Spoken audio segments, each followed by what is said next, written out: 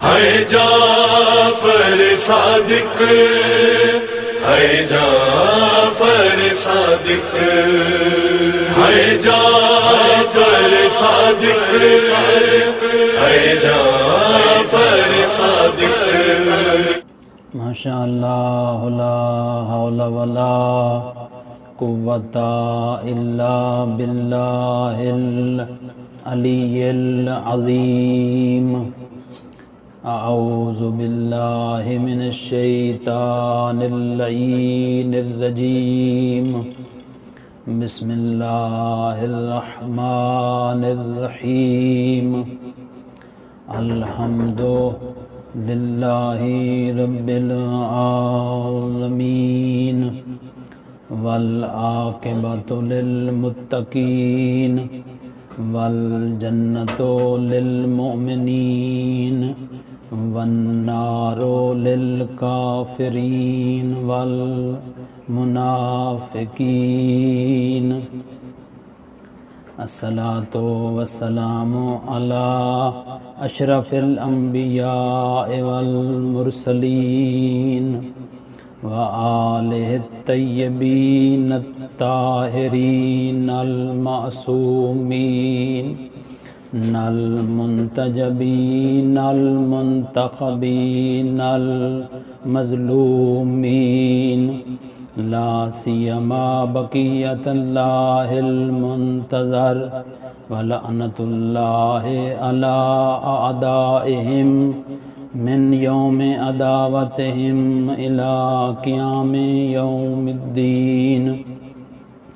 اما بعد فقد قال اللہ تبارک و تعالی فی کلامہ المجید وفرقانہ الحمید وہو اصدق الصادقین وقولہ الحق۔ بسم اللہ الرحمن الرحیم۔ یا ایہا الذین آمنوا اتقوا اللہ وکونوا مع الصادقین۔ میرے دوستو، بزرگوں، بھائیوں، میں نے آپ کی خدمت میں اللہ کی لا ریب اور بے عیب کتاب میں سے سورہ توبہ کی آیت نمبر 119 کو تلاوت کرنے کا شرف حاصل کیا ہے۔ خالق دو جہاں، مالک زمین و آسماں، اپنی لا ریب اور بے عیب کتاب میں ارشاد فرما رہا ہے، یا ایھا الذین آمنوا اتقوا اللہ، اے ایمان والو اللہ سے ڈرو، وکونوا مع الصادقین، اور سچوں کے ساتھ ہو جاؤ۔ اس آیت مجیدہ میں ارشاد صرف حضرت محمد مصطفیٰ کے زمانے کے ساتھ خاص نہیں ہے کہ ان لوگوں کے لیے ہو کہ وہ لوگ ایمان لائیں اور اللہ سے ڈریں اور سچوں کے ساتھ ہو جائیں، بلکہ مولا امیر علیہ السلام کے زمانے میں بھی یہ آیت پکار کر کہہ رہی ہے، اے ایمان والو اللہ سے ڈرو، وکونوا مع الصادقین، اور سچوں کے ساتھ ہو جاؤ۔ یہ آیت مولا حسن کے زمانے میں بھی پکار کر کہہ رہی ہے، یہ آیت امام زین العابدین علیہ السلام کے زمانے میں بھی پکار کر کہہ رہی ہے، اے ایمان والو اتقوا اللہ، اللہ سے ڈرو، وکونوا مع الصادقین، اور سچوں کے ساتھ ہو جاؤ۔ یہ ہر معصوم کے زمانے میں آیت پکار کر کہہ رہی ہے، اے ایمان والو اللہ سے ڈرو، وکونوا مع الصادقین، اور سچوں کے ساتھ ہو جاؤ۔ کون ہے وہ صادق، کون ہے وہ سچے جن کے ساتھ یہ آیت پکار کر کہہ رہی ہے کہ ان کے ساتھ ہو جاؤ؟ کون ہے وہ سچے؟ اگر ہر بندہ خود کہے کہ میں سچا ہوں تو کوئی بندہ اس کو تسلیم نہیں کرے گا، بلکہ سچا وہ ہوتا ہے کہ جو اپنے وعدے، معاہدوں اور اقوال اور افعال میں سچا ہو، اسے سچا کہتے ہیں۔ اور یہ تعریف سوائے معصومین علیہ السلام کے کسی پر صادق نہیں آتی۔ فخرالدین نے اپنی تفسیر کبیر میں کہا ہے، سچوں کی مائیت کو اختیار کرنے کے لیے کہا ہے کہ سچوں کی مائیت کو اختیار کرو، جو بھی سچوں کی مائیت کو اختیار کرے گا وہ کامیاب ہوگا، اور جو سچوں کی مائیت سے منہ پھیر لے گا، ان سے منحرف ہو جائے گا، اس کا انجام پھر اور ہوگا، اس کا انجام وہ نہیں ہوگا جو مائیت اختیار کرنے والوں کا ہوگا، بلکہ اس کا ٹھکانہ جہنم ہوگا جو سچوں سے منہ پھیر لے گا۔ اس لیے تو یہ آیت کہہ رہی ہے اتقوا اللہ وکونوا مع الصادقین، اللہ سے ڈرو اور سچوں کے ساتھ ہو جاؤ۔ جناب عبداللہ ابن عباس سے روایت ہے، وہ فرماتے ہیں کہ صادقین سے مراد علی ابن ابی طالب ہیں۔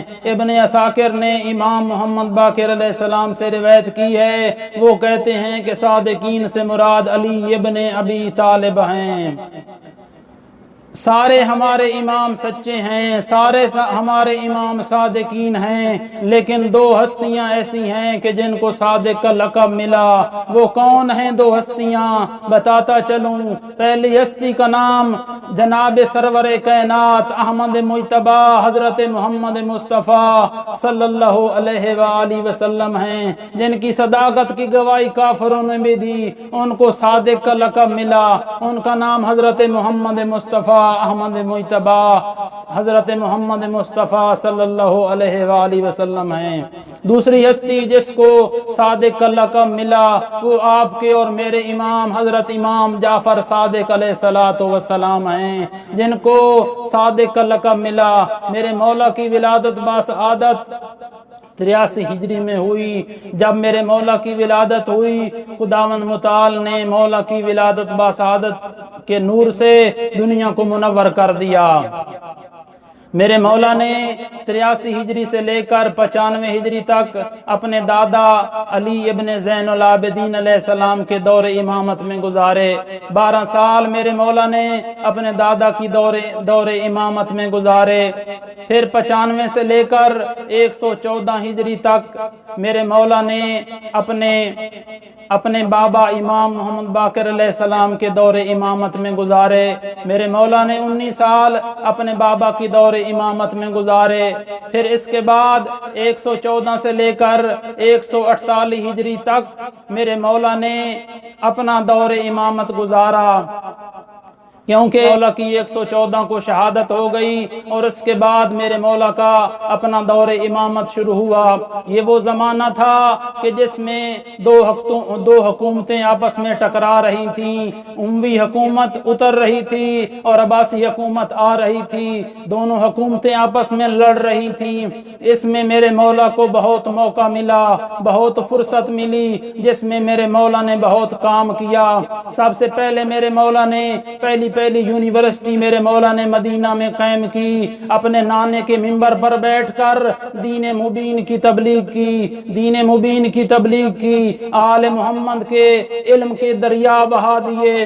صرف میرے مولا کے درس و تدریس میں صرف مدینہ کے لوگ نہیں تھے، صرف آس پاس کے لوگ نہیں تھے، بلکہ مختلف ممالک کے لوگ میرے مولا کے درس تدریس سے فیض حاصل کرتے تھے۔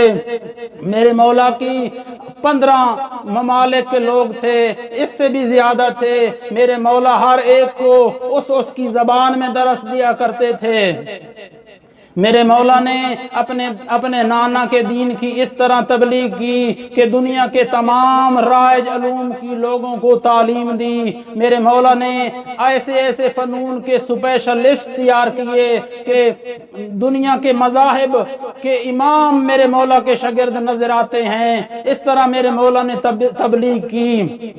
میرے مولا نے بہت کام کیا، علم منطق میں کام کیا، علم صرف میں کام کیا، علم نحو میں، علم کلام میں، علم فقہ میں، علم قرآن میں، علم فلسفہ میں، علم جغرافیہ میں، علم طب میں، علم فلکیات میں، علم الجبرا میں، علم ریاضیات میں، اور اس کے علاوہ دیگر علوم میں کام کیا۔